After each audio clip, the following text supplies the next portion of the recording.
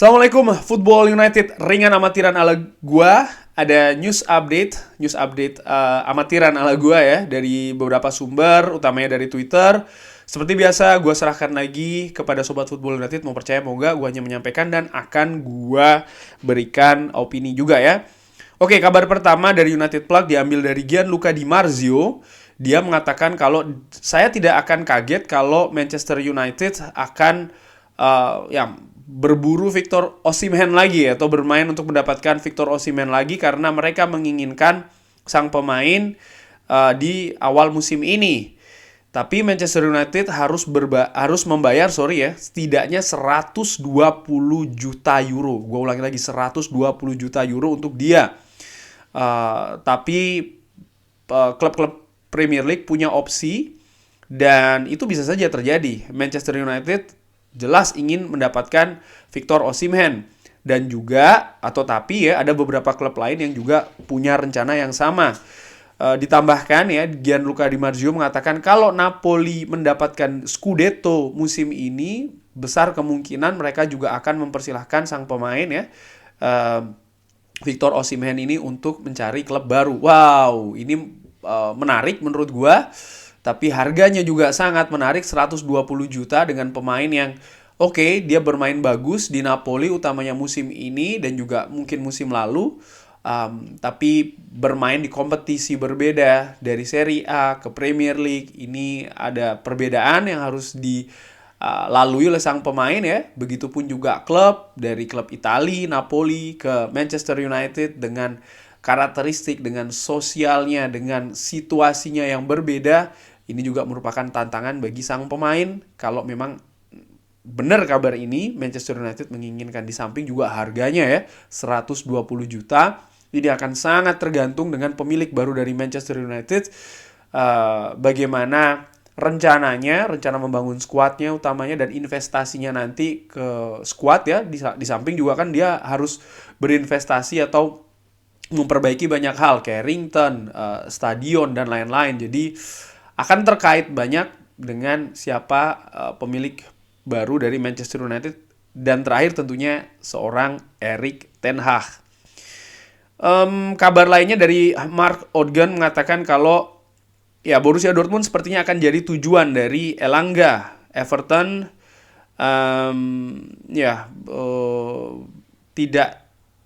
Everton ini sebenarnya ingin, kalau gue baca ini ya, sepertinya ingin untuk mendatangkan sang pemain, tapi Manchester United yang tidak ingin supaya Elanga ini ke Everton karena situasi yang sekarang saat ini di Everton, artinya kekacauan yang ada di Everton. Bagaimana Frank Lampard cabut, belum jelas siapa yang akan jadi pelatihnya selanjutnya sampai dengan gue bikin video ini.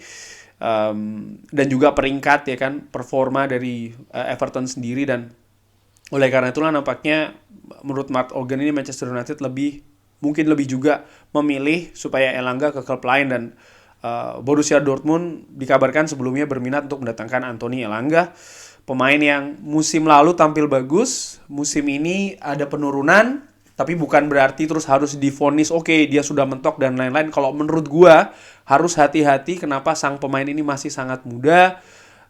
Yang jelas musim lalu dia sudah menunjukkan potensinya, dan namanya pemain sepak bola, terutama pemain muda, naik dan turun itu menurut gue hal yang wajar.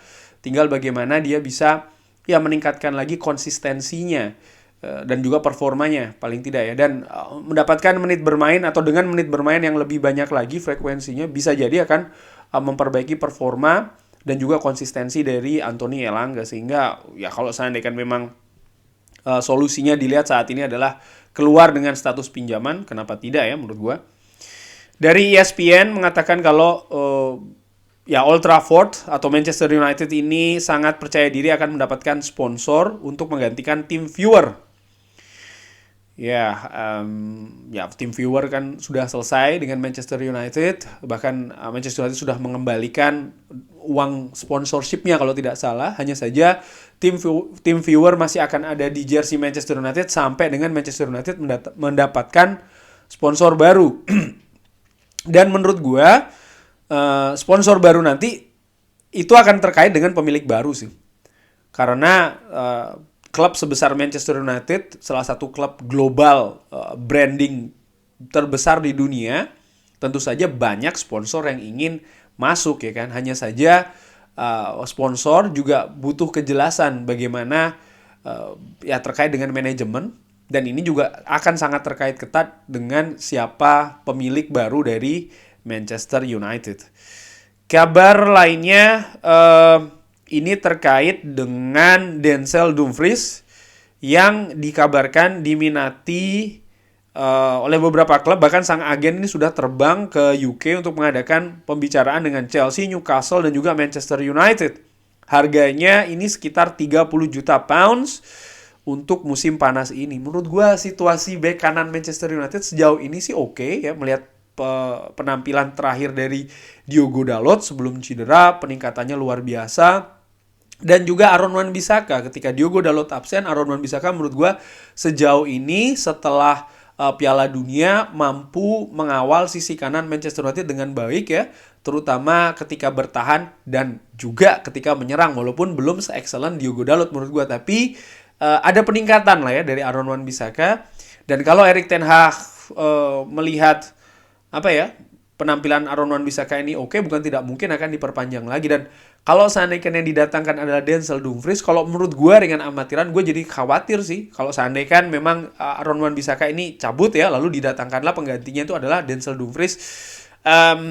Murni karena gue sih proyeksinya melihat memang Diogo Dalot yang akan jadi back utama dari Manchester United, dan Denzel Dumfries ini kan juga pemain yang ingin selalu tampil sebagai pilihan utama, sehingga ya akan punya potensi seperti Diogo Dalot dan Aaron Wan-Bissaka sebelum Erik ten Hag datang atau sebelum Ralf Rangnick datang bahkan.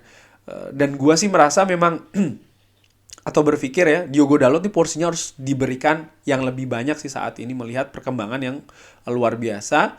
Dan harga juga, ya, 30 juta pounds, berarti 35 juta pounds untuk Denzel Dumfries. Oke, dia tampil lumayan menurut gua di Inter Milan, tapi apakah dia juga bisa tampil dengan oke di Premier League, ya, di Liga Inggris, ini kan juga masih tanda tanya. Tapi menurut gua sih, seperti yang gua katakan, gua lebih struck yang datang, ya, untuk menjadi backup Diogo Dalot kalau seandainya Aaron Wan-Bissaka ini cabut, either back muda atau back senior yang sudah tahu posisinya. Jadi ketika dia memang bukan jadi pilihan utama tidak masalah, dan juga bisa menjadi mentor bagi Diogo Dalot. Itu sih menurut gue. Kabar lainnya gue ambil dari MUFC MPB. Ini ada dari akun Jacobs Band mengatakan kalau Yuri Tillmans ke Manchester United, dia tidak melihat itu akan terjadi, tapi ya kita lihat saja Erik ten Hag bisa saja membuat kejutan. Ya, Yuri Tillmans kontraknya akan habis musim panas nanti dengan Leicester. Sampai sejauh ini belum ada pergerakan. Yang ini merupakan kesempatan terakhir bagi Leicester untuk mendapatkan dana dari transfer Yuri Tillmans. Karena kalau seandainya tidak bulan Januari ini, tapi di musim panas, maka Yuri Tillmans akan cabut dengan gratisan. Pemain yang bagus menurut gue, punya pengalaman internasional, dan tentu saja pengalaman di Liga Inggris bersama dengan Leicester, sudah banyak musim, ya, sudah tahu karakternya. Dan menurut gue dari sisi teknis juga sangat baik Yuri Tillmans ini. Manchester United gue pikir di musim panas nanti juga akan mencari pemain tengah lagi, ya.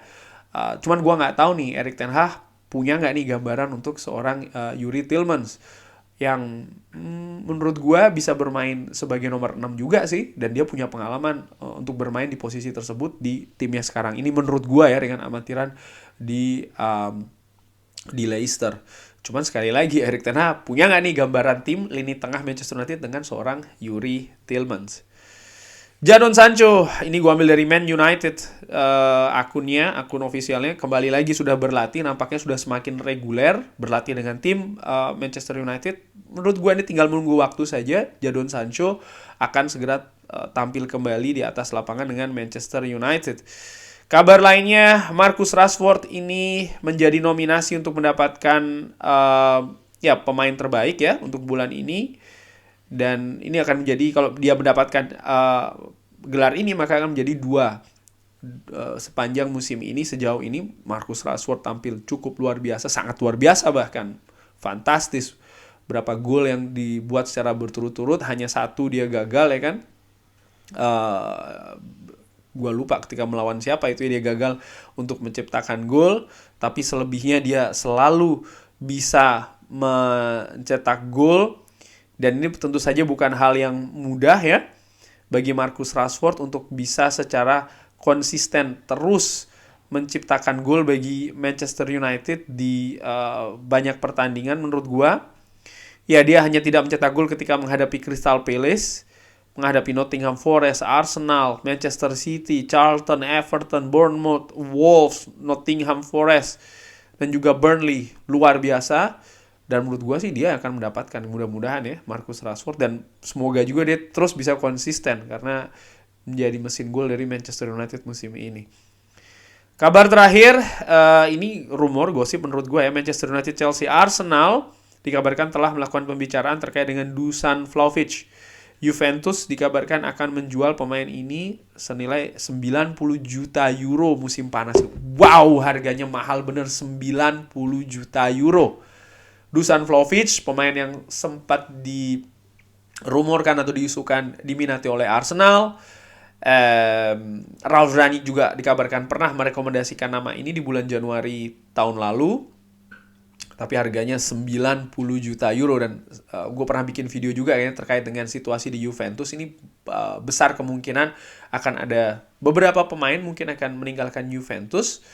Itu bisa saja terjadi, dan tentu saja sangat terbuka kemungkinan ini di musim panas nanti. Dusan Vlahovic gue sebutkan juga bisa jadi mungkin salah satunya, tapi harga 90 juta ini memang harus betul-betul dipertimbangkan. Investasi ini akan sangat besar sehingga tim rekrutmen dari Manchester United, Erik ten Hag dan juga timnya harus betul-betul bisa meresearch dengan detail apakah pemain ini nanti akan bisa nyetel dengan Manchester United, lalu juga psikisnya seperti apa, mentalnya seperti apa, non-teknisnya seperti apa, punya potensi untuk membuat dressing room kacau atau tidak, dan lain-lain. Jadi bukan hanya sekedar penampilan di atas lapangan ya.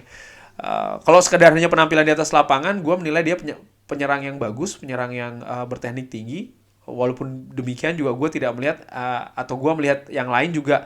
Artinya begini, bukan hanya Dusan Vlahovic, pemain striker dengan teknik tinggi ya, yang punya kemampuan untuk mencetak gol, tapi harus ada pembeda ini ya, dari gaya permainan mungkin dan juga non teknis itu tadi, sehingga ya dia bisa menjadi pembeda dengan striker-striker lain yang diincar oleh Manchester United atau diisukan akan ke Manchester United. Kurang lebih demikian. Terima kasih sudah menyaksikan. Jangan lupa like, subscribe. Wassalamualaikum warahmatullahi wabarakatuh.